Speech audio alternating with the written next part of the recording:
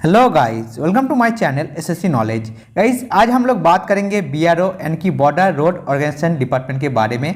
देखिए, जब बीआरओ में मेडिकल होता है तब कुछ डॉक्यूमेंट्स आपको साथ ले जाना होता है, कुछ टेस्ट जो है आपको साथ करके ले जाना होता है, अटेस्टेशन फॉर्म भी आपको फिल करके ले जाना होता है। अब एसएससी जेई के थ्रू जिनका सिलेक्शन हुआ है उन लोगों का मेडिकल का डेट ऑलरेडी जारी हो चुका है बीआरओ के लिए, और इसीलिए उन बच्चों को काफ़ी डाउट आ रहा था कि कैसे अटेस्टेशन फॉर्म फिल करना है, कौन सा अटेस्टेशन फॉर्म ले जाना है, कितना कॉपी जेरॉक्स वगैरह जो है कितना करके ले जाना है, कौन सा टेस्ट कहाँ से करना पड़ेगा, सब कुछ इस वीडियो में मैं आपको बताना चाहूँगा। देखिए, पहले मैं आपको क्लियर करना चाहूँगा कि ऐसा नहीं कि एसएससी जेई के थ्रू आप बीआरओ ज्वाइन करते हैं। एसएससी सीएचएसएल, एसएससी स्टेनोग्राफर के थ्रू जो है आप लोग बीआरओ ज्वाइन कर सकते हैं। तो सभी एसएससी का जो भी आप सीएचएसएल हो गया, स्टेनोग्राफर हो गया, जो भी प्रिपरेशन कर रहे हैं, आप लोग भी वीडियो देख सकते हैं, क्योंकि अगर बीआरओ आपको मिलता है तो सेम प्रोसेस जो है आपके साथ भी होगा। तो चलिए एक एक करके यहाँ पर मैं डिस्कस करूँगा। पहले तो देखिए, ये जो वीडियो है मेनली आपको एसएससी जेई 2018 वाले के लिए बताऊंगा, क्योंकि उनका मेडिकल का डेट जारी हो चुका है। देखिए यहाँ पर 5 अप्रैल 2021, तो 5 अप्रैल का आपको मेडिकल का रिपोर्टिंग डेट रखा गया है। अब चलिए एक एक करके मैं बात करता हूँ यहाँ पर क्या क्या डॉक्यूमेंट्स आपको साथ ले जाना पड़ेगा। देखिए, ओरिजिनल डॉक्यूमेंट्स जो है हर एक जॉब में कहीं भी डिपार्टमेंट में चले जाइए, जिस दिन आप रिपोर्टिंग करते हैं उस दिन आपको ओरिजिनल डॉक्यूमेंट्स दिखाना पड़ेगा।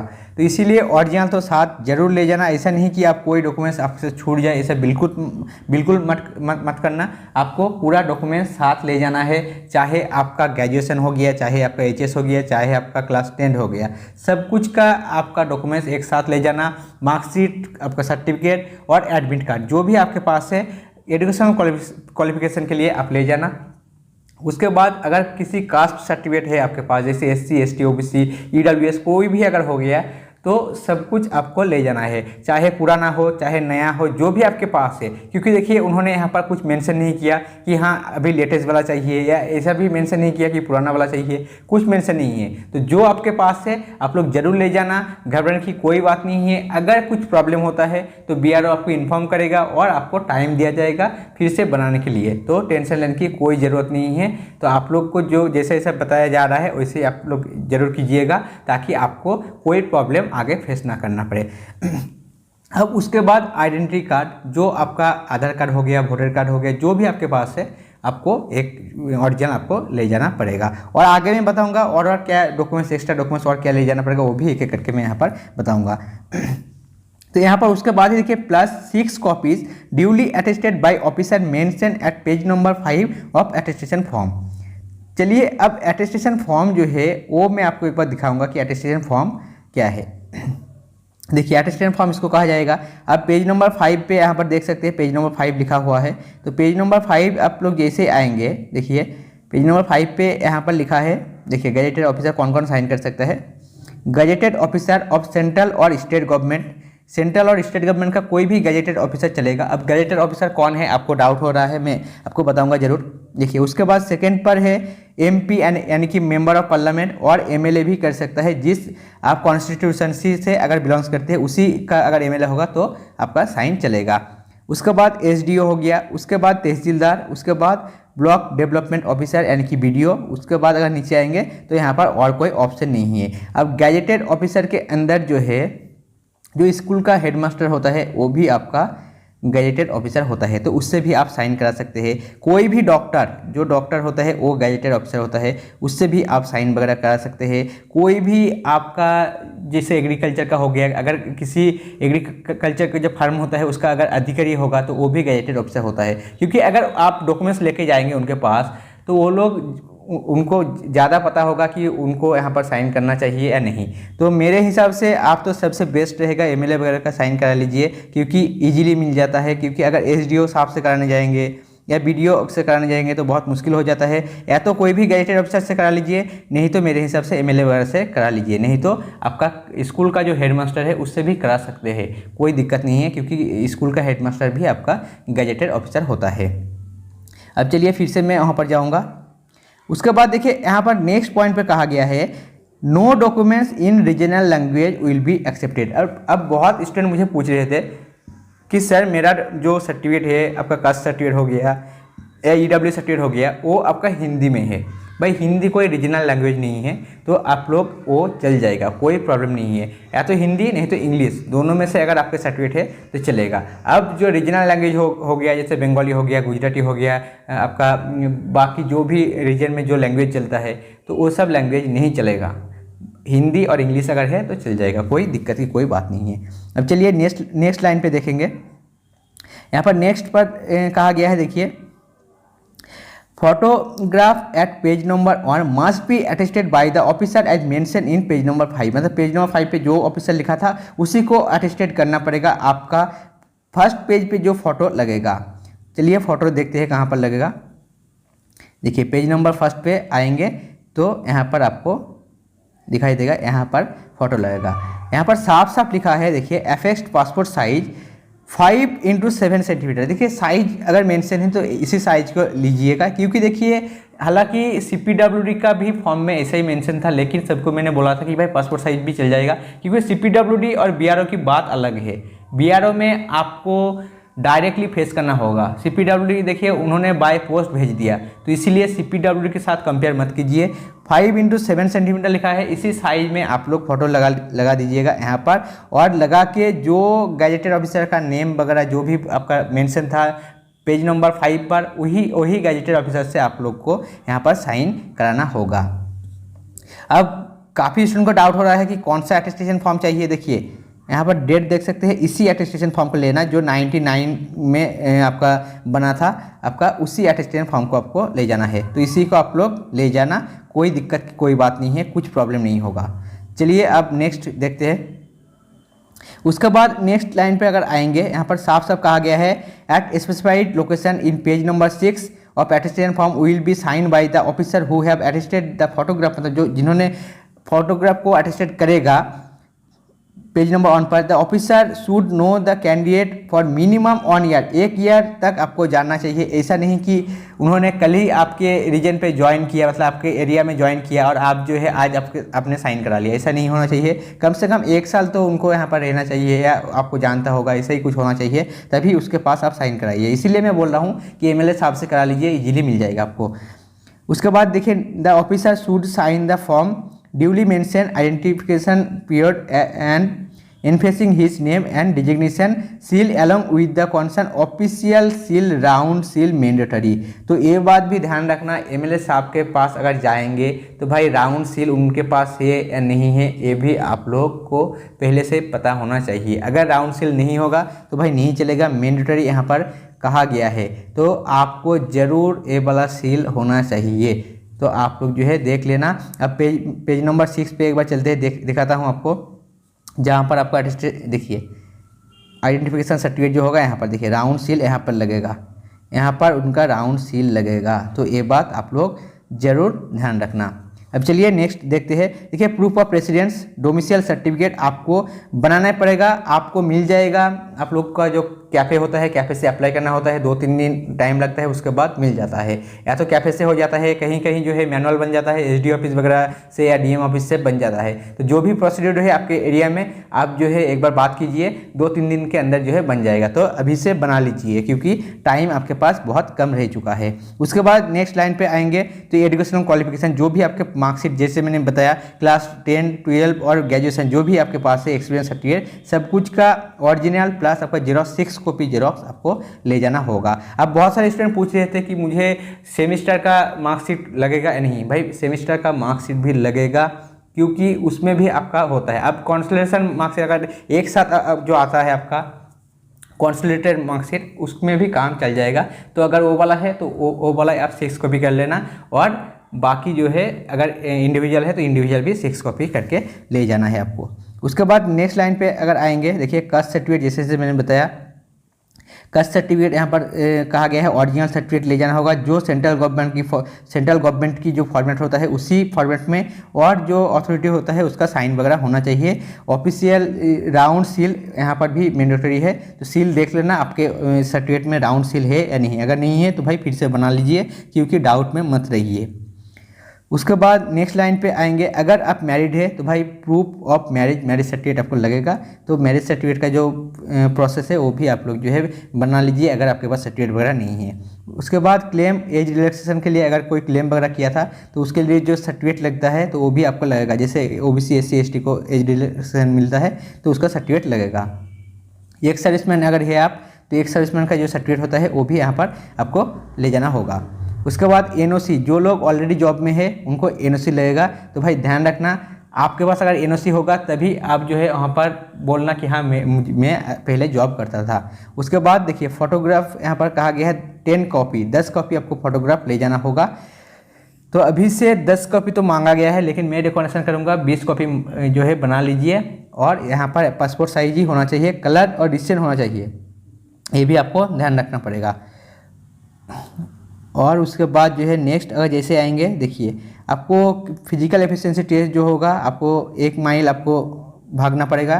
टाइम 10 मिनट रहेगा, एक ही मौका मिलेगा तो आप लोग भागना प्रैक्टिस कर लीजिए, क्योंकि देखिए है तो इजी लेकिन अगर प्रैक्टिस नहीं रहेगा तो भाई ये चीज़ भी आपको वहाँ पर जाके हार्ड लगने लगेगा, क्योंकि नर्वसनेस वगैरह हो जाता है। तो इसीलिए प्रैक्टिस जो है बहुत इंपॉर्टेंट है। कहाँ पर जाना पड़ेगा, देखिए एड्रेस वगैरह सब कुछ यहाँ पर मेंशन है, कहाँ पर आपका मेडिकल होगा सब कुछ यहाँ पर मेंशन है। उसके बाद देखिए जो लोग physical efficiency test and medical examination में आपका क्वालिफाई होगा उनको 2 हफ्ते के लिए वहाँ पर देखिए जो लोग जा रहे हैं physical efficiency test and medical, तो कम से कम 2 हफ्ते के लिए इंतजाम करके जाना, क्योंकि वहाँ पर रहने के लिए आपको वो लोग बोल सकते हैं। हालांकि 2 हफ्ते नहीं लगेगा, 1 हफ्ते में हो जाता है। ये अगर नंबर ऑफ स्टूडेंट कम होता तो 1-2 दिन में हो जाता है, लेकिन नंबर ऑफ स्टूडेंट आपका बहुत ज़्यादा है इसलिए 1 हफ्ते तक तो हो जाएगा। लेकिन फिर भी 2 हफ्ते के लिए उन्होंने कहा तो 2 हफ्ते के लिए ज़रूर इंतजाम करके जाना। अब बहुत सारे स्टूडेंट पूछ रहे थे भाई हमारा रहने का खाना का पैसा वो लोग देगा या नहीं, भाई बिल्कुल नहीं देगा, आपको खुद इंतजाम करना पड़ेगा।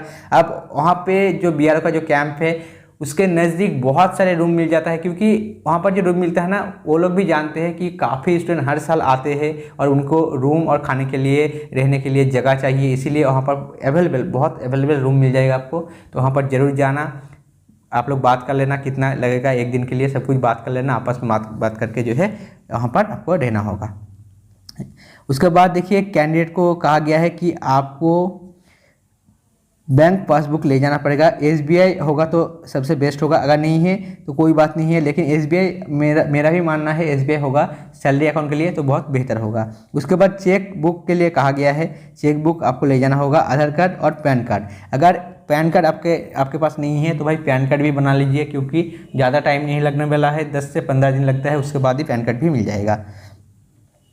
उसके बाद नेक्स्ट यहाँ पर देखिए और तो कुछ यहाँ पर खास कुछ नहीं है, कुछ टेस्ट वगैरह कहा गया है। अब टेस्ट के बारे में बात करूँगा। देखिए टेस्ट CBC जो कंप्लीट ब्लड काउंट होता है, उसके बाद यूरिन का कुछ टेस्ट दिया गया है और blood group and RH factor, मतलब नॉर्मल सी टेस्ट है, कोई यहाँ पर इंपॉर्टेंट कुछ नहीं है। लेकिन आपका गवर्नमेंट हॉस्पिटल से होना चाहिए, नहीं तो गवर्नमेंट अप्रूव CGHS जो होता है ये सब होना चाहिए। अब इसके बारे में आप जो है किसी डॉक्टर से बात करेंगे तो ज़्यादा बेहतर होगा, क्योंकि मुझे भी नहीं पता है कि कौन सी जो कहाँ से करना होता है, क्योंकि गवर्नमेंट हॉस्पिटल में तो भाई लंबा चौड़ा आपका लाइन होता है। तो इसीलिए आप लोग एक डॉक्टर से बात कर लेना कि यहाँ पर ऐसा लिखा है तो मैं कौन सी लैब में जाऊँ या कहाँ से मैं बनाऊँ, एक बार बात कर लेना इस बारे में।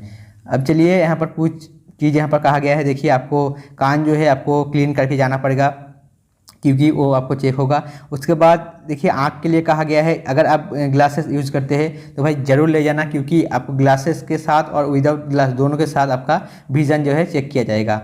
उसके बाद नेक्स्ट लाइन पे आएंगे तो देखिए अगर आपका कोई सर्जरी वगैरह हुआ है, यहाँ पर हालांकि मेजर कहा गया है, लेकिन अगर छोटा सा भी सर्जरी है तब भी जो भी उसका रिलेटेड मेडिकल डॉक्यूमेंट्स है ज़रूर ले जाना, क्योंकि वो लोग आपसे जो है पूछ सकते हैं कि भाई आपका सर्जरी जो हुआ है उसका क्या क्या मेडिकल डॉक्यूमेंट्स आपके पास है, हमें दिखाओ, तो दिखाना पड़ेगा। तो इसीलिए आप लोग ज़रूर ले जाना। उसके बाद जो है नेक्स्ट लाइन पे अगर आएंगे तो देखिए आपको जो है बियर्ड जो है सेव करके जाना है। आपको ऐसा नहीं कि आप जो है दाढ़ी वगैरह लेके चले जाएंगे वहाँ पर, मतलब पूरा क्लीन करके आपको जाना है। ऐसा नहीं कि आप लोग ऐसे जो इंजीनियर का जो होता है वैसे आप लोग मत जाना, क्योंकि BRO एक डिसिप्लिन जगह है, आप वहाँ पर डिसिप्लिन मेंटेन करना पड़ेगा, तो आप लोग को ये भी ध्यान रखना पड़ेगा। उसके बाद देखिए यहाँ पर कहा गया है कि आप लोग को मेंटली प्रिपेयर होना पड़ेगा कि आपका प्राइवेट पार्ट्स जो है वो भी चेक किया जाएगा। मेल कैंडिडेट के लिए मेल डॉक्टर, फीमेल कैंडिडेट के लिए फीमेल डॉक्टर। हालांकि फीमेल कोई कैंडिडेट नहीं होगा क्योंकि बीआरओ में फीमेल एम्प्लॉय जो है अलाउड नहीं है। उसके बाद जो है नेक्स्ट लाइन पे कहा गया है, देखिए हाइट वगैरह सब कुछ चेक किया जाएगा, ये सब यहाँ पर कहा गया है। अब यहाँ पर और कुछ नहीं है, यहाँ पर आप लोगों का नेम वगैरह है, आप लोग यहाँ पर देख लेना। अब चलिए अटेस्टेशन फॉर्म की ओर बढ़ते हैं। देखिए चलिए एक एक करके मैं यहाँ पर दिखाऊंगा। हालांकि अटेस्टेशन फॉर्म के लिए CPW का वीडियो जो है सबसे अच्छा है, वो वाला भी आप देख सकते हैं। यहाँ पर आपको फोटो लगेगा और यहाँ पर गैजेटेड ऑफिसर का सिग्नेचर मतलब अटेस्टेड होना चाहिए। उसके बाद वार्निंग जो है आप लोग एक बार देख लेना। यहाँ पर देखिए आपका नेम होगा। देखिए हर एक चीज़ आपको कैपिटल लेटर में लिखना है, ऐसा नहीं कि आप जो स्मॉल लेटर यूज़ करेंगे, कैपिटल में यहाँ पर लिखना है, साफ साफ लिखा है। और आपको ब्लू और ब्लैक कोई भी पेन चल जाएगा, बाकी और पेन मत यूज़ करना, रेड वगैरह बिल्कुल यूज़ मत करना। और जो है बॉल पेन यूज़ करना, जेल पेन बिल्कुल मत यूज़ करना। उसके बाद नेक्स्ट लाइन पर यहाँ पर देखिए पूरा एड्रेस, आपका जो प्रेजेंट एड्रेस है उसको यहाँ पर लिखना है। आपका गांव हो गया, सिटी हो गया, आपका पुलिस स्टेशन हो गया, डिस्ट्रिक्ट हो गया, हाउस नंबर हो गया, लेन नंबर हो गया, जो भी है पूरा एड्रेस यहाँ पर पोस्टल एड्रेस आपको देना है। क्योंकि इसी एड्रेस पे आपका जो ज्वाइनिंग लेटर वगैरह आता है इसी एड्रेस पे आएगा। हालांकि स्टूडेंट पूछ रहे थे कि हम लोगों का ट्रेनिंग मतलब स्टार्ट हो जाएगा या हम लोगों को मेडिकल के बाद भगा दिया जाएगा, ऐसा कुछ डाउट स्टूडेंट के मन में आ रहा है। लेकिन मुझे लग रहा है कि आपका हो सकता है मोस्ट प्रॉब्ली मेडिकल के बाद आपको ट्रेनिंग स्टार्ट हो सकता है। क्योंकि देखिए SSC CGHL वालों के साथ भी ऐसा ही हुआ है, SSC स्टेनोग्राफर के साथ भी ऐसा ही हुआ है, तो SSC JEE वालों के साथ भी ऐसा ही होगा। हालांकि जो सेकेंड एंड थर्ड मुझे लगता है, देखिए 3 आप स्टेज पे आप लोगों का मेडिकल होगा। जैसे फर्स्ट स्टेज में तो चलेगा 5 अप्रैल को, उसके बाद 20 से 25 दिन बाद लगभग लास्ट अप्रैल में सेकेंड स्टेज के लिए बुलाया जाएगा। और उसके बाद जो है आपका मोस्ट प्रॉब्ली मई के अंदर जो है थर्ड स्टेज को बुलाया जाएगा। क्योंकि आपका 850 के आसपास जो है टोटल स्टूडेंट है, अभी जो है 300 के आसपास स्टूडेंट को बुलाया गया है। अब बाकी 500 जो स्टूडेंट है उसको तो एक साथ बुलाया नहीं जाएगा, ड्यू टू कोविड-19 भी वो लोग जो है फॉलो करेगा। तो इसीलिए आपका ट्रेनिंग वगैरह मुझे लग रहा है कि आपका स्टार्ट हो जाने जो है स्टार्ट होने वाला है। लेकिन आपको ऑप्शन दिया जाएगा कि आप लोग अभी ट्रेनिंग करेंगे या नहीं। अगर कोई बंदा ट्रेनिंग नहीं करना चाहे या एक्सटेंशन लेना चाहेगा तो भाई 2 महीने के लिए इजीली मिल जाता है, टेंशन लेने की कोई बात नहीं है। और उसके बाद यहाँ पर परमानेंट एड्रेस, अगर सेम एड्रेस होगा तो यहाँ पर डू करके भी काम चला सकते हैं आप। नहीं तो अगर परमानेंट एड्रेस अलग होगा तो परमानेंट एड्रेस भी सेम तरह जो है आपको लिखना पड़ेगा। उसके बाद देखिए अगर आप जो है लास्ट 5 ईयर में कहीं भी 1 ईयर से ज़्यादा अगर आप रहे हैं, कहीं पर स्टे किए हैं, तो यहाँ पर उसका डेट यहाँ पर डालना है कब से कब, और उसके बाद यहाँ पर एड्रेस कहाँ पर आप रहते थे और उसका हेडक्वार्टर वगैरह का मतलब जो आपका सब डिविजनल होता है, आपका हेड होता है, मतलब उस डिस्ट्रिक्ट का जो हेड सिटी होता है उसका नाम वगैरह यहाँ पर डालना होता है आपको। उसके बाद नेक्स्ट यहाँ पर जैसे आएंगे, देखिए यहाँ पर फादर्स नेम आपको डालना पड़ेगा। उसके बाद यहाँ पर नेशनलिटी सबका तो इंडियन ही होगा। उसके बाद प्लेस ऑफ बर्थ, कहाँ पर आपका पिताजी है जन्म लिया है। उसके बाद यहाँ पर उसका जो पेशा है मतलब वो क्या करते हैं यहाँ पर लिखना होगा। उसके बाद उसका प्रेजेंट पोस्टल एड्रेस और परमानेंट एड्रेस, तो ये सब तो आप जानते हैं कैसे लिखना है, तो आप लोग एक बार देख लेना। उसके बाद मदर्स का भी सेम, आपका वाइफ हस्बैंड जो भी है सब कुछ सेम करके आपको यहाँ पर लिखना है। अब नीचे जैसे जाएंगे यहाँ पर देखेंगे, देखिए अगर आपका सन्स और डॉटर जो है आउट ऑफ कंट्री अगर रहते हैं, फॉरेन कंट्री में अगर स्टडी के लिए रहते हैं तो उसका डिटेल्स यहाँ पर फिल करना होगा। अगर नहीं है तो भाई यहाँ पर NA ऐसे करके NA लिख देना।